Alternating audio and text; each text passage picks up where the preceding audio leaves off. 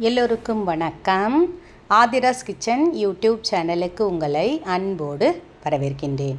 நல்லதை நினைப்போம், நல்லதே நடக்கும்னு சொல்லி இந்த பதிவை நான் ஆரம்பிக்கிறேன். இன்றைக்கான தலைப்பு என்னன்னு பார்த்திங்கன்னா, நம்ம ஏதோ பாவம் பண்ணியிருக்கிறோம், நம்மளுக்கு ஏதாவது ஒரு கஷ்டம் மேலே கஷ்டம் வந்துக்கிட்டே இருக்குதுன்னு வச்சுக்கோங்களேன். நம்ம நினைப்போம், என்னடா இது கஷ்டம் மேலே கஷ்டம் வந்துக்கிட்டே இருக்குது, நம்ம என்ன பாவம் பண்ணினோமோ. நம்ம எல்லோரும் உட்காந்து பேசும்பொழுதே இந்த வார்த்தையை சொல்கிறது உண்டு. அவங்க போன ஜென்மத்தில் என்ன புண்ணியம் பண்ணாங்களோ இந்த ஜென்மத்தில் நல்லாவே இருக்கிறாங்க அப்படின்னு நினைப்போம்.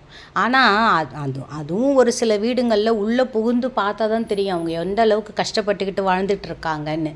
இப்போ நம்மளே இப்போ ஏதோ ஒரு பாவம் பண்ணியிருக்கிறோம், நமக்கு தெரியாத முன்னோர்கள் ஏதாவது பாவம் பண்ணியிருக்கிறாங்க அப்படின்னும் பொழுது அந்த பாவத்தை தீர்ப்பது எப்படி அப்படின்னு பார்த்திங்கன்னா, இது ரொம்ப சுலபமான ஒரு தானம் தான். இந்த தானம் செஞ்சிங்கன்னா கண்டிப்பாக சொல்கிறேங்க, அந்த பாவத்திலேருந்து நமக்கு விமோசனம் கிடைக்கும்.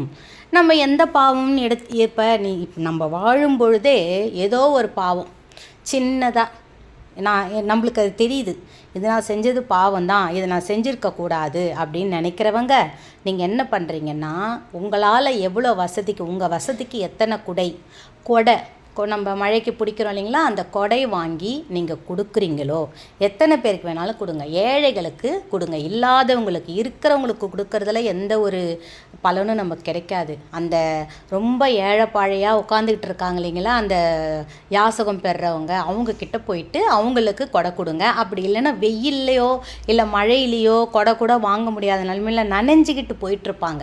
அந்த நேரத்தில் ஒரு கொடை கூட உங்களால் முடிஞ்சால் வாங்கி கொடுங்க. கண்டிப்பாக சொல்கிறேங்க, இந்த பாவம், தெரியாமல் செய்த பாவம், யாராவது விட்ட சாபம் சட்டுன்னு விலக ஆரம்பிச்சிடும். நீங்களே நிம்மதி பெருமூச்சு விடுவீங்க. அது கலர் இருக்குதாம்மான்னு கேட்பீங்க. உங்களால் முடிஞ்ச எந்த கொடையோ, கருப்பு கலரோ பூ கொடையோ, எந்த கொடையோ வாங்கி உங்கள் கைகளால் கொடுத்துக்கிட்டு வாங்க.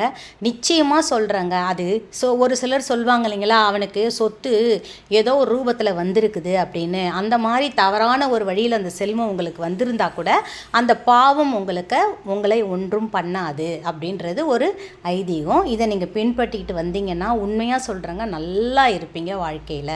நல்லதே நடக்கும், வெற்றி நிச்சயம், வாழ்க வளத்துடன் சொல்லி இந்த பதிவை நான் நிறைவு செய்கிறேன். இன்னொரு பதிவோடு உங்களை நான் மீட் பண்ணுறேன்.